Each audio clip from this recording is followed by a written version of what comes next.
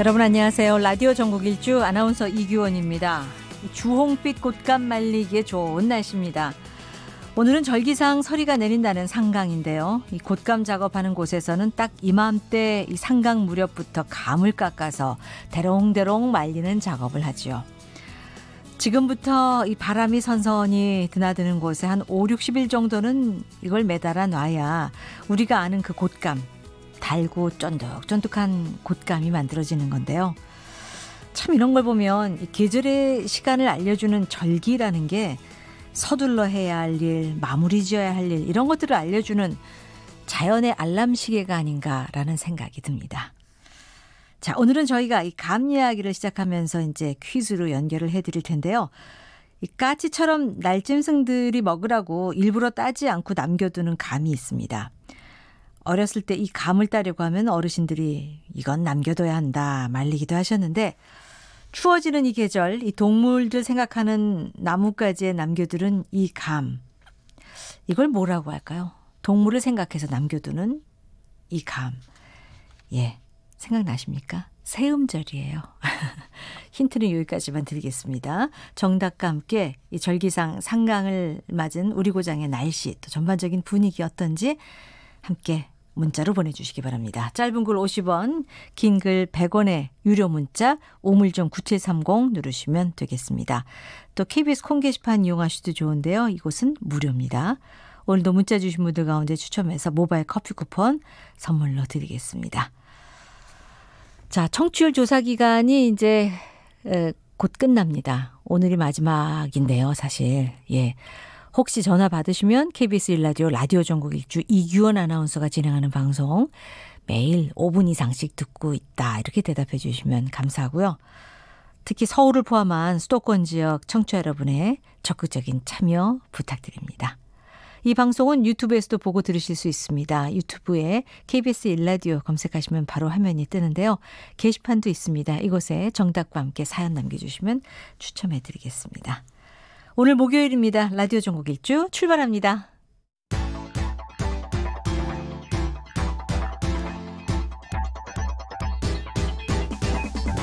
대한민국 구석구석 동네방네 이모저모 전국이 가까워지는 시간, KBS 1라디오 라디오 전국 일주.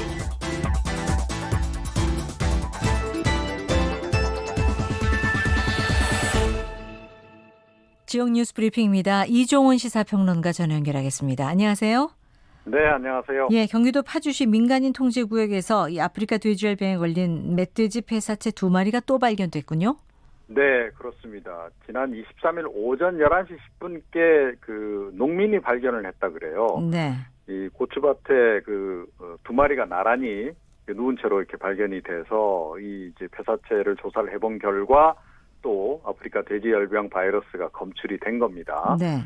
2마리가 한꺼번에 발견된 바람에 지금 모두 14마리로 지금 늘어난 그렇죠. 그런 그 상황입니다. 네. 예, 그 가운데 이제 11마리가 민통선 안쪽에서 발견된 겁니다. 그렇습니다. 네. 이 최근에 논란 중인 한국의 WTO 이 개발도상국 지위 관련해서 2차 이 민관 합동 농업계 간담회가 열렸다고요? 네, 그렇습니다. 지난 22일에 이제 1차 개최를 했습니다만 그때 뭐 그 농민들이 좀 반발하고 나가고 뭐 그래서 제대로 좀 회의가 안 열리고 이제 그런 일이 있지 않았습니까? 네. 간담회 자체가 이제 결렬이 됐었고요. 그러니까 오늘 이제 다시 열린 겁니다. 그래서 뭐 어제도 이제 그 제가 좀 정리해서 말씀을 드렸습니다만 그 농업계에서는 지금 6가지 지금 요구 사항을 지금 내놓고 있지 않습니까? 그렇죠. 이와 관련해서 이제 오늘도 이제 정부 쪽하고 다시 또 얘기가 좀 진행이 되긴 했습니다. 뭐 구체적으로 어떤 부분이 어떻게 다 조율이 됐는지는 확인이 안 되고 있습니다만, 그러니까 오늘 2차 간담회에서는 1차 간담회 때에 비해서는 논의가 좀 진전이 된 것으로 이렇게 지금 전해지고 있습니다. 네. 그러니까 간담회 직후에 뭐 농민단체 대표들하고 정부 관계자들하고 악수도 나누기도 하고 그래서 분위기가 상당히 좋았던 거로 봐서 예. 뭔가 이 좀 정부 쪽에서 이 농업계의 좀 요구 사항들을 수용한 게 아닌가 이렇게 지금 관측이 나오고 있고요. 3차 간담회도 좀 열릴 것 같습니다. 그런데 네. 아직까지 뭐 언제 열릴지 구체적으로 이제 정해진 바는 없는데요. 워낙은 내일 사실은 대외경제관계장관회의에서 결정을 할 예정이었는데 어쩌면 예. 이게 조금 뒤로 미뤄질지도 모르겠습니다. 네. 자, 이 가양 액상 전자담배 이 해외에서는 이 폐질환 유발로 문제가 되고 있고 또 국내에서도 비슷한 증상을 가진 그 환자가 발생했다는 보고도 나온 적이 있는데 네. 한 편의점 업체가 이 액상형 전자담배 판매 금지에 나섰네요. 예, 그렇습니다. 어제 이제 보건복지부가 이 액상 전자담배 사용 중단 권고를 지금 하지 않았습니까? 그렇죠. 강력히 경고하고 나선 이제 그런 상황인데, 이런 속에서 지금 이제 한 그 편의점 업체가, 그러니까 가양 액상 전자담배 판매를 긴급 중단하기로 일단 결정을 내렸습니다. 네. 지금 한 4종 정도를 아마 판매를 하고 있었던 모양인데, 일단 판매를 전면 중단하기로 이렇게 결정을 했고요. 다른 업체들은 아직 판매 중단까지는 계획을 하지 않고 있는 것으로 이렇게 전해지고 있습니다. 네. 이게 아무래도 뭐 재고도 소진되지 않은 상태에서 갑자기 판매 중단할 경우에는 또 좀 이제 약간 좀 영업 이익상의 문제도 좀 발생할 수 있는 거죠. 네. 뭐 그런 부분들이 좀 이제 작용을 하는 것 같고요.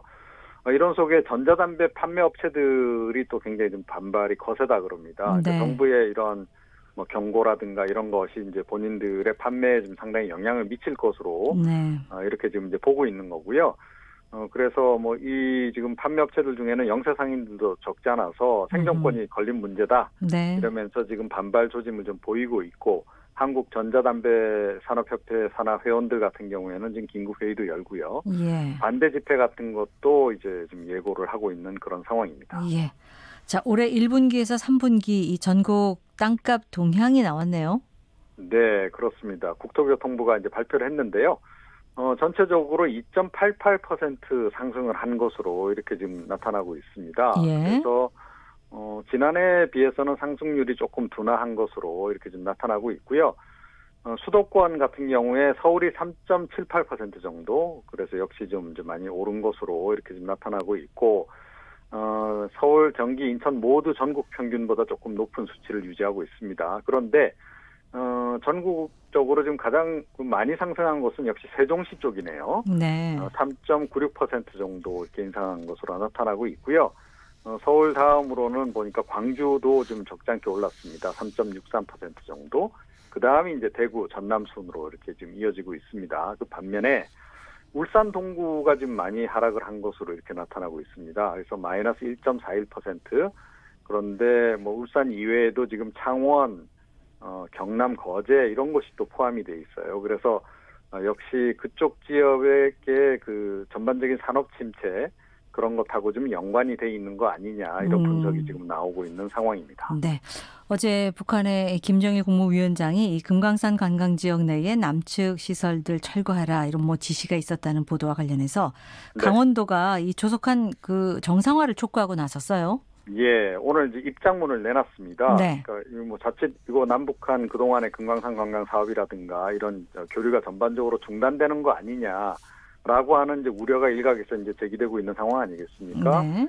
이제 그러다 보니까 강원도 쪽에서 이제 입장을 내놓은 거고요. 강원도는 그동안에 또 계속 빨리 이제 이 조속한 정상화를 좀 요구를 하고 이제 그랬었긴 했는데요. 이번에도 다시 한번 이제 이번 계기에 이제 강조를 하고 나선 겁니다. 그러니까 이 강원도민들이 11년 동안 한결같이 재개를 기다려왔다. 네. 이거는 이념과 진영을 떠난 문제고, 그래서 이제 그동안 이제 지역 주민들의 피해 이런 것들을 고려할 때 조속한 관광 정상화가 이루어져야 한다라고 다시 한번 강조하고 나섰고요. 최근에 이제 사실은 금강산 관광 재개 범도민 운동을 이제 발대식도 좀 진행을 한 바가 있거든요. 네. 이쪽도 뭐 적극적으로 이 도 차원에서 지원을 하겠다 이렇게 얘기를 하고 있고, 남북한 당국 그리고 유엔을 비롯한 국제사회에서도 이 금강산 관광 사업의 재개를 위해서 적극적으로 나서달라 네. 이런 내용을 좀 촉구하는 그런 내용의 입장문을 오늘 발표를 했습니다. 자, 소식 하나만 더 보죠. 서울의 한 대학병원에서 흉기 난동 사고가 일어났다면서요? 예, 이 의료진을 향한 그 묻지마 이런 그 폭력 사고가 간혹 이렇게 발생하는데 이번에 또 그 유사한 사고가 발생한 겁니다. 이 50대 후반의 이제 환자, 그러니까 병원을 찾은 분으로 이렇게 전해지고 있는데 네. 예전에 자신을 수술했던 그 의사 선생님이라 그래요. 40대 초반의 남성 의사인데 이분을 오늘 오전 10시 반쯤에 찾아가서 미리 준비한 과도로 찌른 혐의를 지금 받고 있습니다. 네. 그래서 그 과정에서 말리던 40대 남성 간호사도 뭐 칼에 찔려서 부상을 당하는 그런 일이 있었는데요. 글쎄요. 이게 분노 조절을 좀 잘 하셔야 되지 않을까. 특히 의료진을 향해서 이런 네. 그 범죄. 그동안에 뭔가 이렇게 대책을 좀 마련했을 싶기도 한데 대학병원 측에서도 이 부분에 대해서 조금 더 추가 보완 대책이 좀 더 필요할 것 같습니다. 여전히 무방비였군요. 네. 예. 소식 고맙습니다. 네. 이종훈 시사평론가였습니다.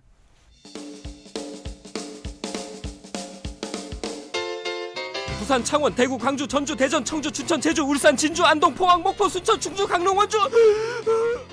KBS 1라디오 라디오 전국 일주.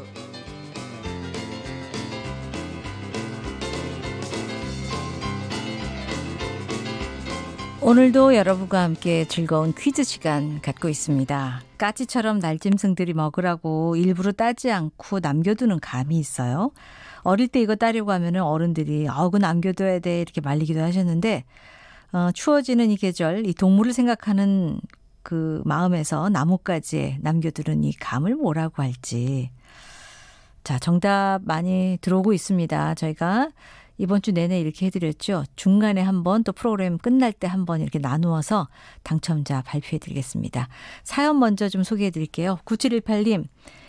감이 설이 맞으면 더 맛있어 보여요. 친정엔 이 감 딸 사람 없어서 다음 주에 가려고요 하셨고 5635님 강원도 삼척 추적 비가 오고 있네요. 가자미 식혜 사러 가게 들렀는데 감자 부침을 부치고 있다고요.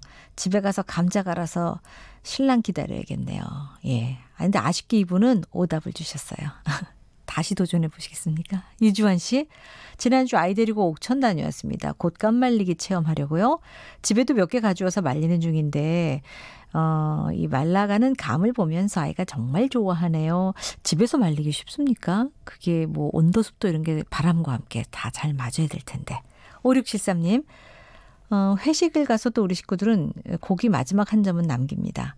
결국 아빠인 제가 먹지요. 예, 고기 한 점의 사회학이라는 다큐멘터리를 한번 굉장히 감명 깊게 본 적이 있어요. 한국 사람들은 꼭 한 점을 남긴다는 거죠. 뭐든지. 6691님, 울긋불긋 한 해를 마무리하는 시간 사과도 한 개씩 놔뒀는데 한겨울 따먹을 때 제일 맛있는 사과였답니다 하셨고 9166님, 전국 일주는 나의 인생입니다. 무엇보다 삶에 도움이 되고 활력이 되는 정보가 많이 있고 또 생동감 있게 매끄럽게 진행하는 저의 목소리에 중독성이 강하다고요? 정말입니까? 9166님 고맙습니다. 2530님 용인 흥덕지구 앞에서 택시 세워두고 대기 중에 문자 보낸다고 하셨습니다. 함께 참여해 주신 분들 정말 감사드립니다. 문자도 이렇게 보내주시고 또 청취율 조사 기간이라 전화 오면 전화도 잘 받아주실 라디오 전국 일주 청취자 여러분께 다시 한번 감사의 말씀드리면서요. 짧은 글 50원, 긴 글 100원의 유료 문자 우물정 9730으로 퀴즈 정답과 함께 이런저런 사연 함께 보내주세요. 절기상 이 상강을 맞은 우리 고장의 날씨 그리고 전반적인 분위기 뭐 이런 것들 편안하게 보내주시면 됩니다. 퀴즈가 뭐냐고요? 예. 까치처럼 이 날짐승들을 먹으라고 일부러 따지 않고 남겨두는 감. 이걸 뭐라고 하는지. 예, 새음절입니다. 자, 지역 소식 들어보겠습니다. 오늘은 먼저 춘천으로 가볼까요? 김미주 리포터 안녕하십니까? 네, 안녕하세요. 춘천입니다. 예, 요즘 걷기 좋은 날씨 이어지고 있는데 춘천에도 걷기 좋은 골목이 있다면서요? 네, 사실 춘천은 다른 지역에 비해 가을이 비교적 짧은데요. 하지만 낭만은 깊게 더 진하게 느껴볼 수 있습니다. 바로 작지만 알찬 골목, 효자동 낭만골목에서인데요. 네. 멀리서부터 벽화가 눈에 들어옵니다. 벽화가요? 네, 그렇습니다. 이 낭만골목에는 벽화를 통해 연이어 붙어있는 주택의 담장 각각에서 사계절을 모두 함께할 수 있는데요. 어둡고 칙칙하던 골목길을 다양한 벽화로 거리를 아름답게 밝혀주게 됐고요. 그래서 많은 분들이 찾아오게 됐다고 합니다. 벽화가 아름다운 효자동 낭만골목. 효자동은 효자가 많아서 그 효자 동네를 말하는 겁니까? 네, 그렇습니다. 말 그대로 효자 동네가 맞는데요. 그래서 골목 입구에는 효자동의 상징, 효자문도 세워져 있습니다. 네. 이곳을 지나면 본격적으로 골목 여행이 시작되는데요. 효자동이라는 이름에 걸맞게 골목에서는 효를 표현한 벽화들을 만날 수 수 있습니다.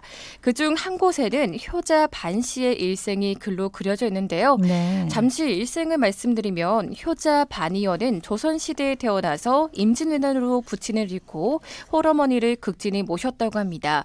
어머니가 몸져 눕자 한겨울에 산삼과 딸기를 구해드려 건강을 회복하자 임금이 큰 상을 내리고 효자문을 세웠고요. 또 이를 칭송해서 효자문 거리로 불리다가 지금의 효자동이 됐습니다. 아이고, 한겨울에 딸기까지 어떻게 구했을까요? 그 옛날에. 자, 그런데 이 효자동의 벽화는 언제부터 그려진 겁니까?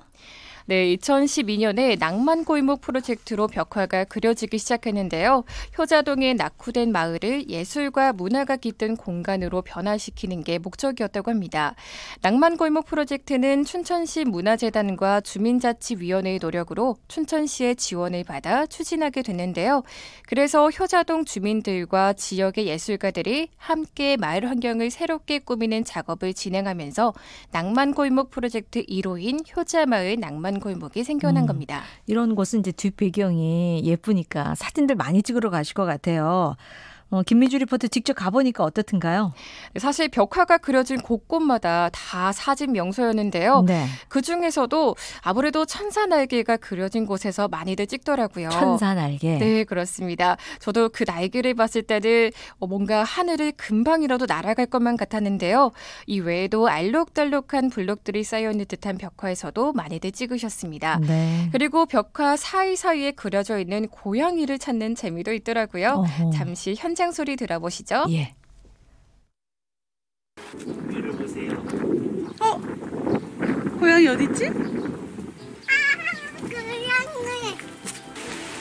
고양이 찾았어. 여기도 카페야? 대박이다. 장난 아니다. 되게 힐링된다. 맞지? 얘 이쁜 벽지 엄청 많아. 벽지가 아니지. 그림 그린 거니까. 아니 진짜 잘 그렸다. 그림도 연애를 하고 있니까 이거 보고 한 바퀴 일단 사진을 찍자 우린. 아이고, 얼마나 예쁘면. 예. 그 고양이를 찾는다고요? 아이들이 굉장히 좋아하는 것 같습니다. 그렇습니다. 이뿐만이 아니라 과거 강원도의 순박했던 시골 모습부터 대표적인 강원도 명소도 벽화로 만나볼 수 있었는데요. 또 길가에 사방치기나 땅 따먹기 같은 옛날 놀이 방법들이 그려져 있어서 추억도 새록새록 돋아났습니다. 이 벽화 말고도 다양한 입체 조형물이 눈에 띄기도 했는데요. 네. 전자기기를 재활용한 로봇 조형물도 있었고요. 또 나무를 깎아 만든 로봇 태권브이도 눈길을 끌었습니다. 이곳을 찾은 분들의 이야기 들어보시죠. 효자를 주제로 한 벽화들이 많아서 볼거리가 참 많은 것 같아요. 좀 활기가 없었을 것 같은데 벽화가 있음으로 해서 지나다니면서 볼 것도 많고 좀 활기 있는 거리가 될 것 같아서. 저 지금 사진 찍고 있는데 여기 되게 진짜 사진 찍을 때 엄청 많아요. 약간 힐링된다. 봐봐요. 여기 이쁘죠? 우리 여기서 일단 한 사진 한장 박을게요. 바쁜 일상 속에서 이런 소소한 행복이 참 좋았던 것 같습니다. 여기 진짜 힐링. 젊은이들도 많이 찾고 있네요. 그 낭만 골목 그 주변엔 또 뭐 볼만한 거 없습니까? 당연히 있습니다. 골목길을 따라 걷다 보면 건물 하나를 만날 수 있었는데요. 바로 담 도서관입니다. 요즘 꽤 쌀쌀해지잖아요. 네. 추위도 녹으면서 쉬어가는 공간인데요. 실제로 아이들이 그곳에 다 모여 있었습니다. 이 도서관에는 독특한 점이 있는데요. 2층에 있는 미끄럼틀을 타고 쭉 내려와서 1층에서 책을 보는 겁니다. 아이들은 책 읽는 데 재미도 붙이고 집중도 해서 좋아했고요. 어른들은 아이들에게 맞춘 책들이 많아서 만족도가 높다고 합니다. 네. 이번 주말 춘천의 또 다른 풍경을 볼 수 있는 낭만골목 벽화마을에서 추억을 새록새록 되새겨보는 건 어떨까요? 지금까지 지역과 상생하려 노력하는 곳, 그리고 재밌는 이야기와 감동을 주는 강원도 춘천에서 전해드렸습니다. 네, 김미주 리포터 소식 잘 들었습니다. 이번엔 순천으로 가볼게요. 이정경 리포터 안녕하십니까? 네, 안녕하세요. 순천입니다. 오늘 어떤 소식 준비하셨어요? 네, 지난 토요일이었던 19일은 여순사건 71주기가 되는 날이었는데요. 네. KBS 순천방송국은 여순사건 71주기를 맞아 대학생들을 대상으로 여순과 4.3 역사 기행을 진행했습니다.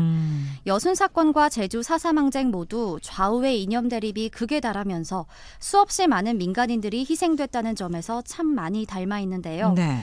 조금은 무겁고 어려운 주제로 진행되는 이번 기행.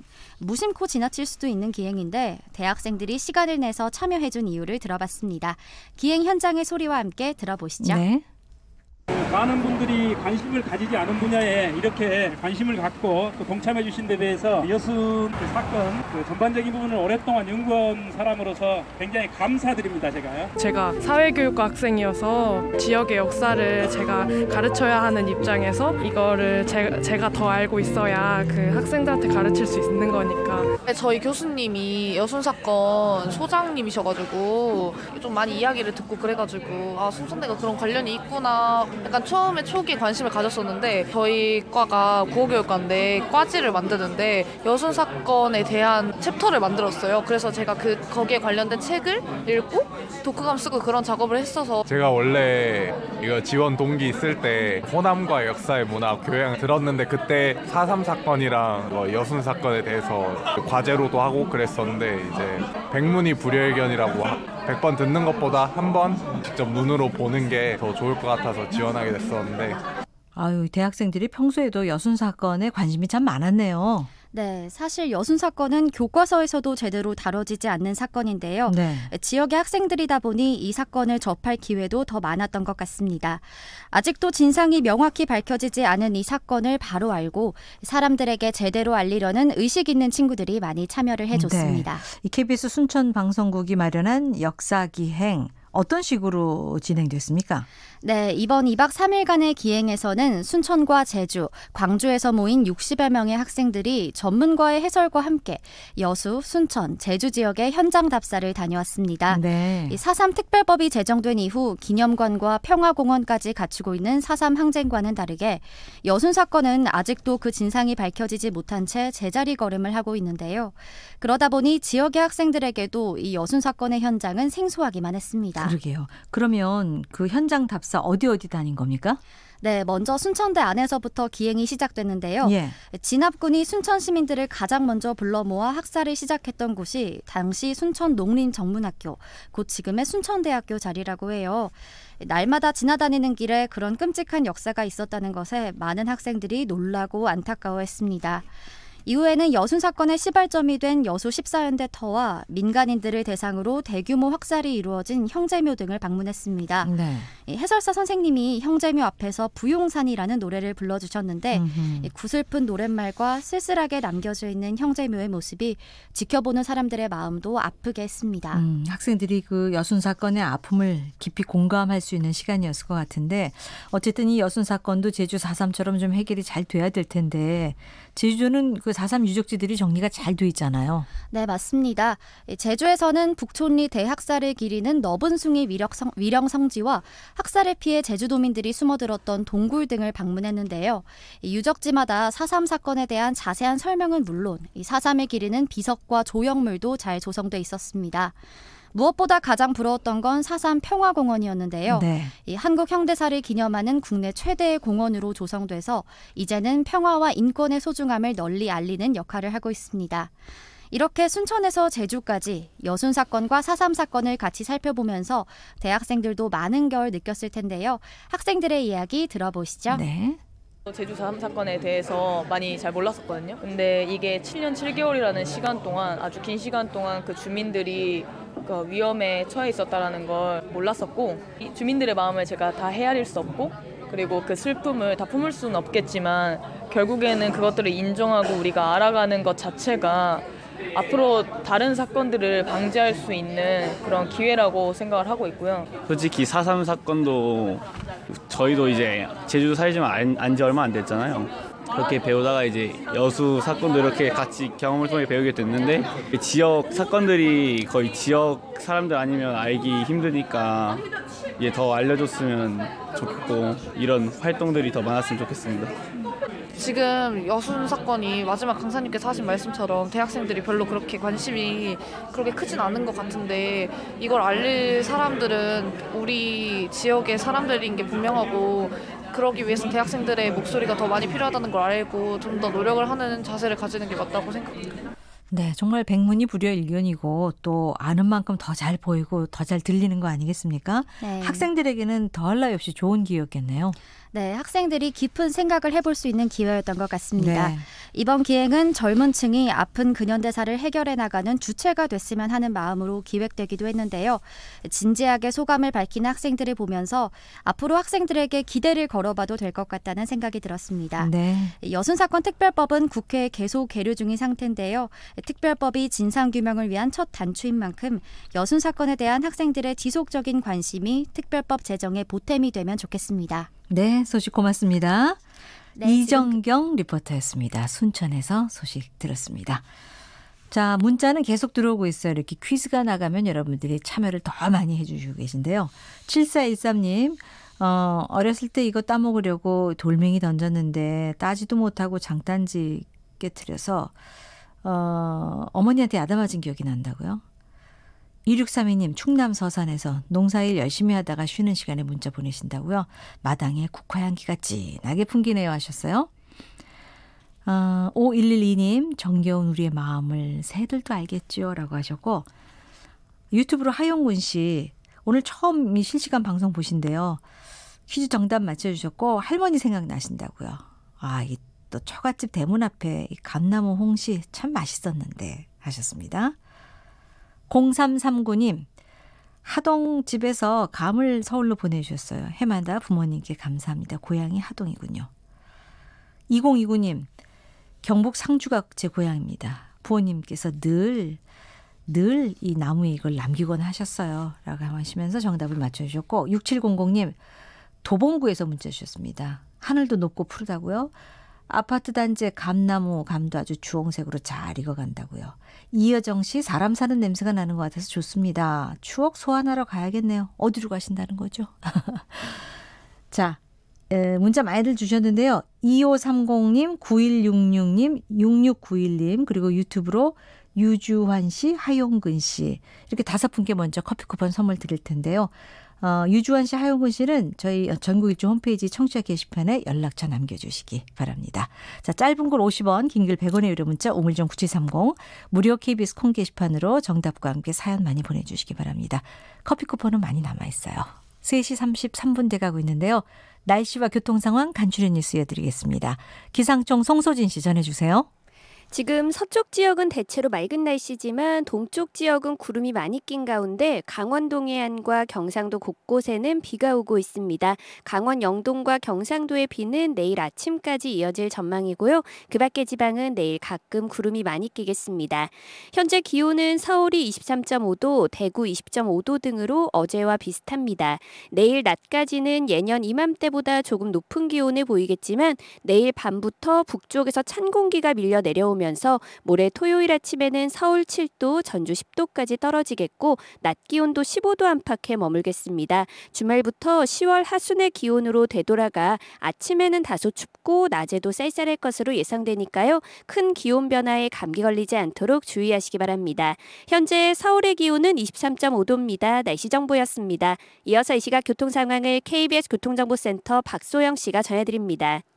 곳곳의 돌발 상황을 잘 살피셔야겠습니다. 올림픽대로 잠실 쪽으로 방화 부근에서 4차로를 막고 작업을 하고 있는데요. 여파로 행주대교 이전부터 밀립니다. 20분 정도 걸리고 있고요. 여의도 일대와 반포에서 청담 사이로 서행합니다. 강변북로 일산 쪽으로 잠실 부근에서는 전 시간에 있었던 사고로 정체가 여전하고, 고속도로에서는 서울 외곽고속도로 판교에서 일산 쪽, 청계 요금소에서 사고가 발생해 일대에 지나기가 어렵습니다. 그 밖에 서해안고속도로 서울 쪽으로는 서해대교 위에서 3차로를 막고 작업을 하고 있는데요. 여파로 송악부터 밀리고 있습니다. KBS 교통정보센터였습니다. 다음은 라디오 정보센터 연결해서 이 시각 주요 뉴스 듣겠습니다. 청와대는 북한이 남측과는 대화의 문을 닫은 것 아니냐는 지적에 남북 대화의 문이 여전히 열려 있다는 입장을 밝혔습니다. 이낙연 국무총리와 아베 신조 일본 총리는 오늘 회담을 갖고 한일 양국은 중요한 이웃국가로서 현재의 어려운 상태를 이대로 방치할 수 없다는 데 인식을 같이 했습니다. 오늘 회담에서 레이와 시대의 개막을 축하하고 양국의 발전을 희망하는 문재인 대통령의 친서를 전달했고, 이에 아베 총리는 감사의 뜻을 표했다고 설명했습니다. 이낙연 국무총리와 아베 신조 일본 총리의 오늘 회담에 대해 일본 언론들은 악화한 한일 관계를 방치해선 안 된다는 데는 의견이 일치했지만 강제징용 배상 판결 등 현안에 대해선 여전히 입장차가 컸다고 전했습니다. 우리나라 올해 3분기 경제 성장률이 0.4%로 둔화한 것과 관련해 이주열 한국은행 총재가 올해 2% 성장이 쉽지 않다고 밝혔습니다. 이문정 울산지방검찰청 부장검사가 김수남 전 검찰총장 등 전현직 검찰 고위 간부들을 직무유기 혐의로 고발한 사건과 관련해 경찰이 부산지방검찰청에 대해 두 번째로 신청한 압수수색 영장을 검찰이 또 기각했습니다. 감사원에서 감사받고 있는 월성 1호기 조기 폐쇄를 놓고 원자력안전위원회는 정부가 연구 정지를 의결하는 게 가능한지 법률 검토를 요청했습니다. 지금까지 헤드라인 뉴스 정원나였습니다.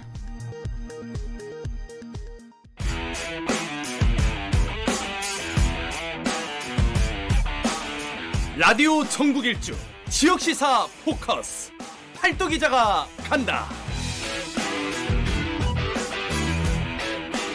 네, 오늘은 충청타임스 연지민 기자와 함께하겠습니다. 안녕하십니까? 네, 안녕하세요. 연지민입니다. 네, 오늘은 청주로 가볼 텐데 네. 오늘 어떤 현안 준비하셨습니까? 네, 오늘은 충북 도민들의 소득이 만족스러운지 불만족스러운지에 대한 설문조사가 있어서 소개드릴 건데요. 예. 예, 충북도가 지난해 시군별로 소득 조사를 했는데요. 만족하다는 응답보다는 불만족스럽다는 응답이 한 8% 정도 높게 나와서 예. 소득 격차나 이 불평등 계속 심화되는 것 아닌가라는 그런 생각을 하고 있습니다. 충북 도민들이 소득에 대해서 네. 좀 불만족한 경우가 많다. 네. 사실 충북 지역은 이 도농 복합 도시 아니겠습니까? 그렇죠. 예. 농촌 사회가 많죠. 도시와 농촌이 이제 두루 섞인 복합단지, 그중에서 이제 농촌이 더 많은데 네. 거기에 따른 차이도 좀 있지 않을까 싶어요. 네, 충북에는 11개 시군이 있는데요. 대부분 불만족은 도시나 농촌은 비슷했어요. 하지만 농촌 지역에서 더 많은 불만도가 나와서 사실 이번 만족도 조사를 보면서 농촌 지역 분들의 더 소득에 대한 불만이 높다라는 걸 좀 인식했고요. 네. 또 하나는 직업별 소득 만족도인데요. 네. 10개 직업별로 소득 만족도를 조사했었어요. 근데 이 직업에 따라서 불만족과 만족의 차이가 한 3배 이상 높게 차이가 나서 이 부분도 굉장히 불만족도로 나타나는구나라는 것으로 분석되고 있습니다. 예. 네. 왜 그럴까요? 왜 이런 현상이 나타날까요? 네, 이 소득이 만족스럽지 않다라고 얘기한 직업군들을 보면 대부분 기능원이나 기능종사자도 있었고요. 네. 또 농축산업을 하고 계시는 그런 농가들도 굉장히 많았습니다. 그런 거에 비하면 전문직들은 굉장히 높았고요. 네. 이것을 달리 해석을 하면 지역의 어떤 소득 격차나 불평등이 심화되고 있다라는 분석이에요. 네. 그래서 이번 도에서도 이번 조사 결과를 굉장히 살펴보고 있는데요. 아마 충북에서의 어떤 정규직 비정규직 비율도 있었지만 농가의 소득이 줄어드는 거에 대한 우려가 이렇게 나타난 거 아닌가. 그럴 수도 있겠네요. 예. 네. 어쨌든 직업에 따른 불만족 비율이 3배 이상 차이가 났다라고 하면서 네. 이제 그 원인에 대해서도 말씀해 주셨는데 앞서 도시보다 농촌 지역 주민들이 이 소득에 대한 불만족이 더 높았다고 말씀하셨잖아요. 네네. 이 충북 지역에서 주로 농촌에서 어떤 작물 재배하는지 궁금하고요. 네. 올해 작황은 어떻습니까? 우선 뭐 인삼도 많고 고추 그리고 뭐 고구마 이런 작물들이 많고요. 또 네. 축산업도 많이 하세요. 예. 그러다 보니까 이제 올해 작황은 풍년이다 했지만 사실 태풍 때문에 굉장히 또 안 좋아진 것도 있고요. 네. 지금 충북 같은 경우는 몇 년 전부터 축산업이 굉장히 타격을 입고 있어요. AI도 그렇고 부재역 또 올해는 돼지열병 네. 그리고 태풍과 가뭄도 다시 반복되는 폭우 때문에 농가들이 굉장히 많이 피해를 입은 상태예요. 그러다 보니까 사실은 우리 충북 지역의 농업 인구는 전체 인구의 10%가 넘거든요. 네. 그러다 보니까 농가 소득이 줄어들 수밖에 없는 자연재해로 인한 농가 소득의 불만족도가 높아지는 것 같습니다. 그렇군요. 자연재해 때문에. 예. 네, 더 심해지는 거죠. 그러면 이 영세 농민들을 위한 지자체 차원의 어떤 지원책은 없습니까? 지원책이 많이 마련되고는 있습니다. 이제 폭우나 뭐 아니면 자연재해로 인한 농가의 피해를 보상해주는 정책도 있고요. 네. 또 여성 농업인의 같은 경우는 문화생활을 하지 못해서 사실은 행복바우처로 또 문화활동을 지원하는 제도도 있습니다. 네.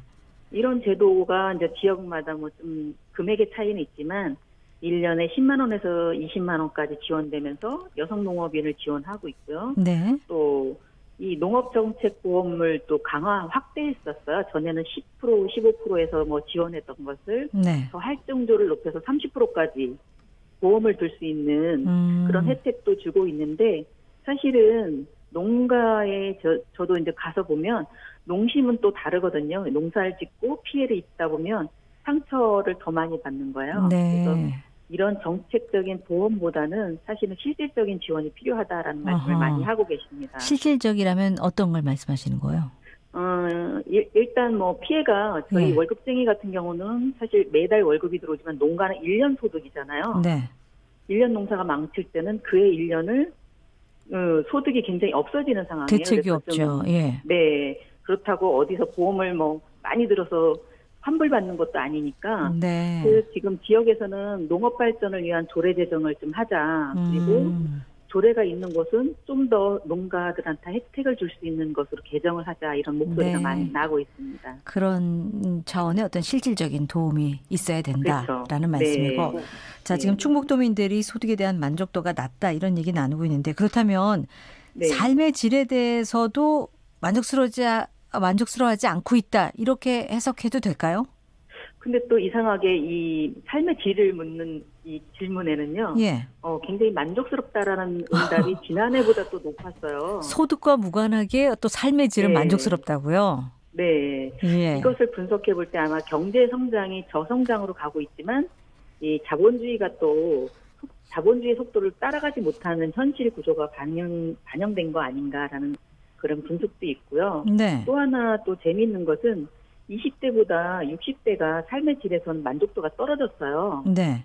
이것을 거꾸로 다시 돌려보면 그럼 60대들은 은퇴하고 소득이 좀 줄어드는 상황이잖아요. 그렇죠. 또 소득이 없으면서 삶의 만족도도 좀 떨어지는 거 아닌가라고 같이 연계선상에서 볼 수 있는 거죠. 네.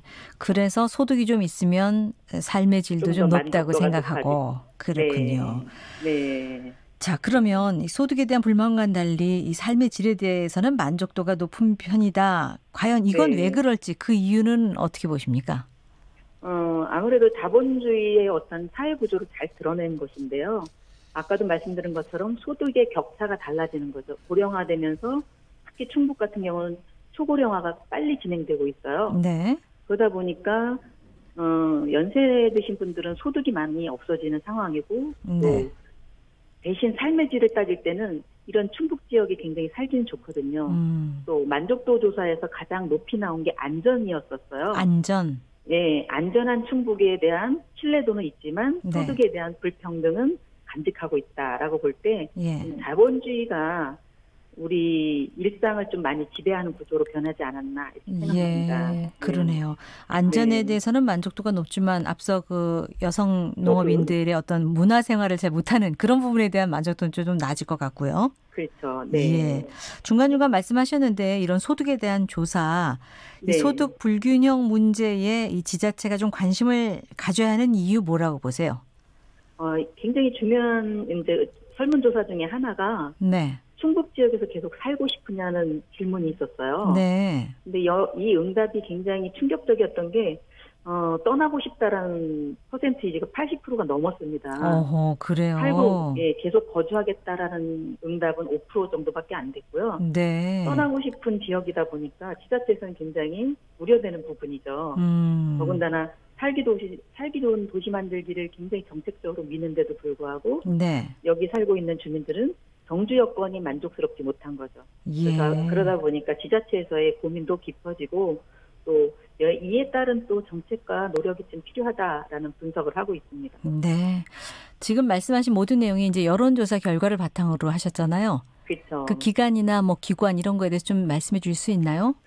네, 여론조사 같은 경우는 삶의 만족도 조사는 우리 충북사회복지센터에서 했고요. 예. 또 우리 소득의 격차는 충북도에서 했습니다. 그래서 충북도가 가지고 있는 생각을 좀 사회복지센터로 좀 넓혀서 지금 두 가지 응답을 받는데요. 네. 아무래도 소득과 삶의 만족도는 아무래도 대등한 관계에서 가는 것 같아요. 그래서 네. 정주 여건을 높이려면 두 가지를 같이 가져가야 된다고 봅니다. 알겠습니다. 말씀 잘 들었습니다.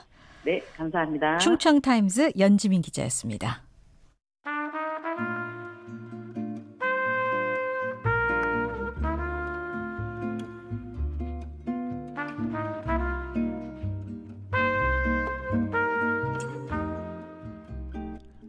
우리의 고향을 찾아갑니다. 이규원 아나운서와 함께하는 KBS 1라디오 라디오 전국 일주.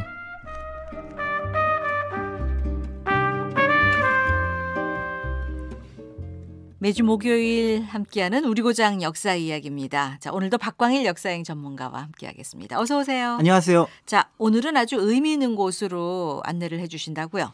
네, 이번 달 10월 26일이 역사적인 날입니다. 바로 110년 전 안중근 의사가 하얼빈역에서 이토 히로부미를 처단한 날인데요. 예. 오늘은 이와 관련해서 남산에 가면은 안중근 의사 기념관이 있습니다. 그래서 거기를 살펴보시는 분들을 위해서 10월 26일 하얼빈 의거를 펼쳤던 안중근 의사에 관련된 조금은 덜 알려진 그렇지만 또 중요할 수 있는 이야기를 말씀을 드리려고 합니다. 예. 남산 그 둘레길 산책하다가 저도 이제 한 2, 3년 전에 이 안중근 의사 기념관 들어가서 네. 여러 가지 얘기 많이 듣고 감명 깊게 아주 그 시간을 보내고 온 기억이 나는데. 그렇죠, 그렇죠. 자, 오늘은 조금 덜 알려진 내용이라고 하면 제가 그때 못 들었던 내용을 말씀해 주실 것 같아서 기대가 됩니다. 보통 이제 안중근 의사 하면은 이토를 처단한 정도로 기억을 많이 하실 겁니다. 네. 근데 이토를 처단하는 과정에서 나는 그 독립군이었다. 대한의군 참모 중장이다. 이런 표현을 쓰게 되거든요. 네. 그래서 실제로 안중근 의사가 어떤 독립운동을 했는가를 잘 모르시는 분들이 있고 또 한편으로는 만주에서 의거를 했기 때문에 그 현장이 만주가 아닐까 이런 생각을 하시는 분들이 있는데요.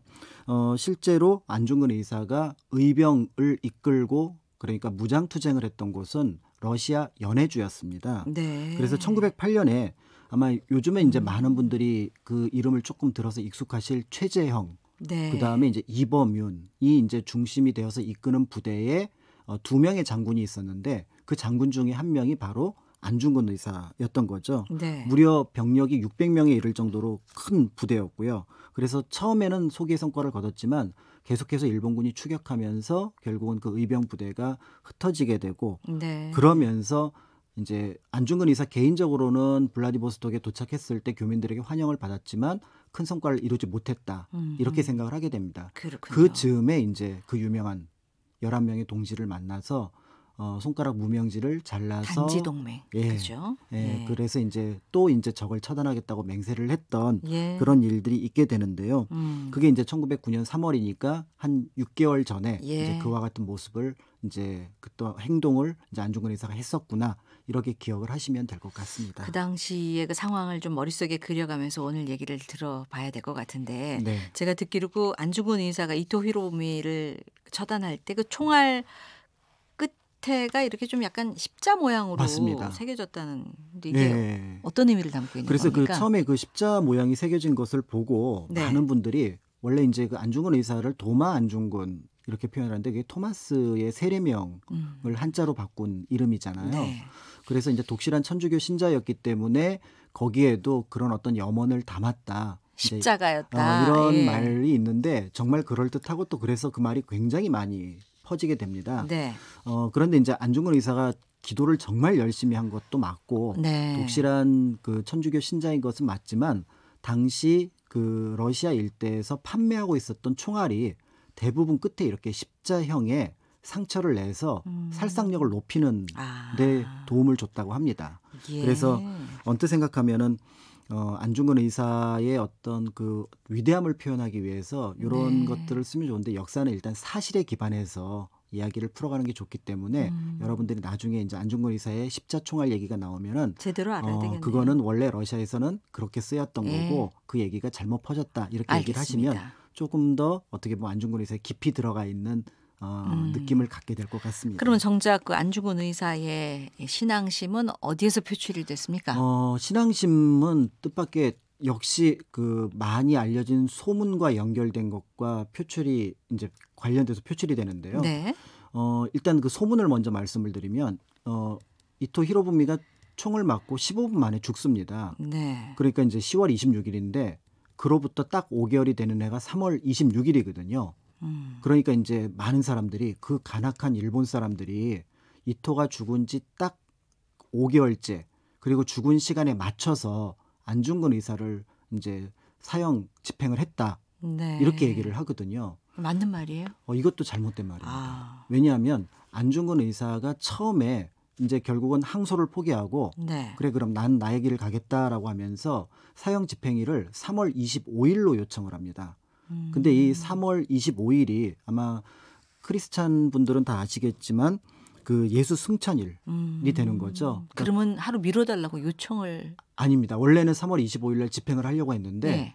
일본 쪽에서 연락이 옵니다. 일본 쪽에서? 예, 여순에서 이제 집행을 하려고 했는데 일본에서 예. 연락이 오기를 3월 25일이 보니까 순종의 생일인 거예요. 순종의 생일이라는 이유로. 예, 그런데 예. 만약에 순종의 생일에 뭔가 누군가 사형이 집행됐다 그러면 그게 사람들에게 머릿속에 딱 각인이 될 것 같으니까 더 반발할 수 있잖아요. 예, 그래서 그날은 피해라. 그래서 하루를 연기해라. 예. 하다 보니까 이제 3월 26일 오전이 그렇군요. 이제 우리가 알고 있는 사형 집행 시간이 되었던 거죠. 아니 그 앞서 총알 얘기도 그렇고 또 사형 집행된 날에 대한 얘기도 그렇고 이 안중근 의사에 대해서 이렇게 좀 잘못된 얘기가 널리 퍼지는 이유 뭔가 좀 이유가 있을 것 같아요.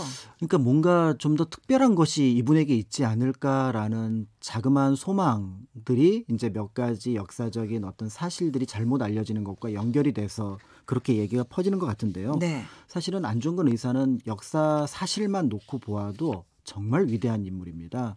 무엇보다도 그 이토를 처단한 가장 큰 배경에는 동양 평화를 망치는 존재가 바로 저 사람이다. 네. 그러니까 동양 평화를 위해서는 우리가 저 사람을 처단하고 뭔가 얘기를 펼쳐야겠다 이렇게 얘기를 했는데요.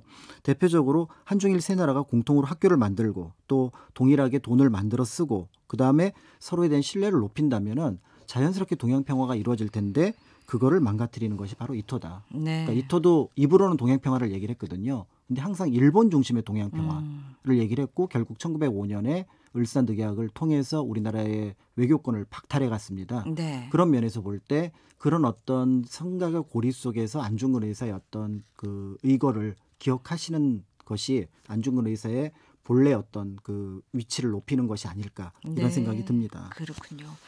자, 이 안중근 의사의 흔적을 살필 수 있는 곳은 어딜까도 궁금해요.